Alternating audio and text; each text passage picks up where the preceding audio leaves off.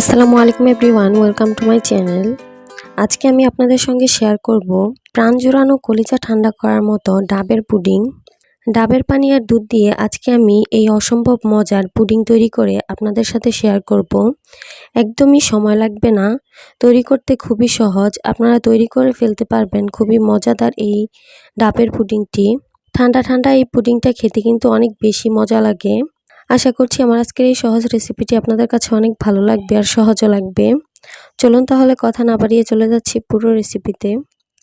এই পুডিংটা তৈরি করার জন্য প্রথমে আমি নিয়ে নিচ্ছি একটি ডাব, আর এই ডাবের পানিটা আমি একটা ছাঁকনিতে করে ছেঁকে নিচ্ছি। ডাবের পানিটাকে অবশ্যই ছেঁকে নিতে হবে। আমি ডাবের পানিটাকে একটা প্যানে নিয়ে নিচ্ছি। আমার এখানে 2 কাপের মতো ডাবের পানি হয়েছে। এবার এখানে আমি দিয়ে দিচ্ছি 1 চা চামচ আগার আগার পাউডার, সঙ্গে দিয়ে দিচ্ছি 2 টেবিল চামচ চিনি। এরপর আমি ডাবের পানিটা ঠান্ডা থাকা অবস্থাতেই এই আগার আগার পাউডারটা দিয়ে খুব ভালোভাবে মিশিয়ে নিতে হবে। গরম পানিতে যদি আগার আগার পাউডারটা দেওয়া হয় তাহলে কিন্তু দলা পেকে যেতে পারে। আগার আগার পাউডারটা কোনো তরল জিনিসকে জমানোর জন্য ব্যবহার করা হয়। আপনার এই আগার আগার পাউডারটা অনায়াসেই পেয়ে যাবেন কোনো সুপার শপে। সব কিছুকে আমি খুব ভালোভাবে মিশিয়ে নিয়েছি।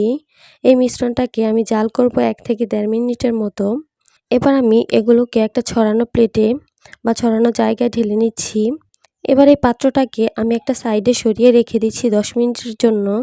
এরই মাঝে আমি দুধটাকে রেডি করে নিব। একটা প্যানে আমি নিয়ে নিচ্ছি 2 কাপ লিকুইড দুধ, চিনি দিয়ে দিচ্ছি 2 টেবিল চামচ, আর আগার আগার পাউডার দিয়ে দিচ্ছি 1 চা চামচ। আগার আগার পাউডারটা দেওয়া হয় কোনো কিছুকে জমাট বাঁধার জন্য। এবার সব কিছু ঠান্ডা থাকা অবস্থাতেই আমি নেড়ে চেড়ে খুব ভালোভাবে মিশিয়ে নিচ্ছি। ভালোভাবে মেশানো হয়ে গেলে এবার আমি চুলাটাকে অন করে দিব। আপনারা কিন্তু এ পর্যায়ে এলাচের গুঁড়ো ব্যবহার করতে পারেন ফ্লেভারের জন্য। 2-3 বার ভালোভাবে বলক চলে আসলে আমি চুলাটাকে অফ করে দিব। এইদিকে আমাদের ডাবের জেলিটা কিন্তু একদমই তৈরি হয়ে গেছে। এরপর আমি জেলিটাকে ছোট ছোট টুকরো করে কেটে নিব।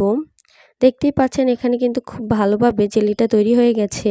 এবার পুডিংটা আমি যেই পাত্রে সেট করব, আমি সেই পাত্রের মধ্যে এগুলো দিয়ে দিচ্ছি।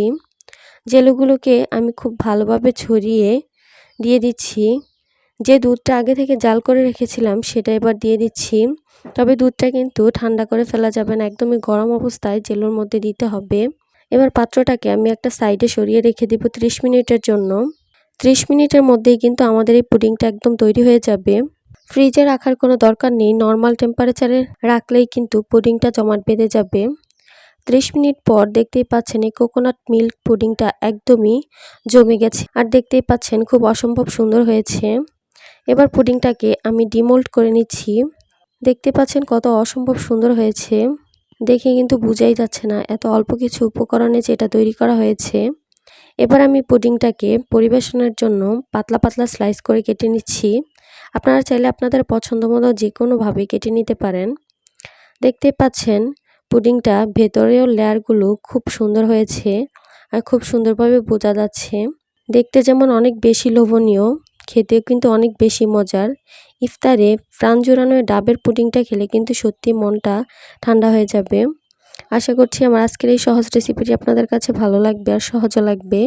যদি ভালো লাগে থাকে অবশ্যই আমার চ্যানেলটি সাবস্ক্রাইব করবেন আর পাশে থাকা বেল বাটনটি ক্লিক করে রাখবেন আমার পরবর্তী ভিডিওর নোটিফিকেশন সবার আগে পাওয়ার জন্য।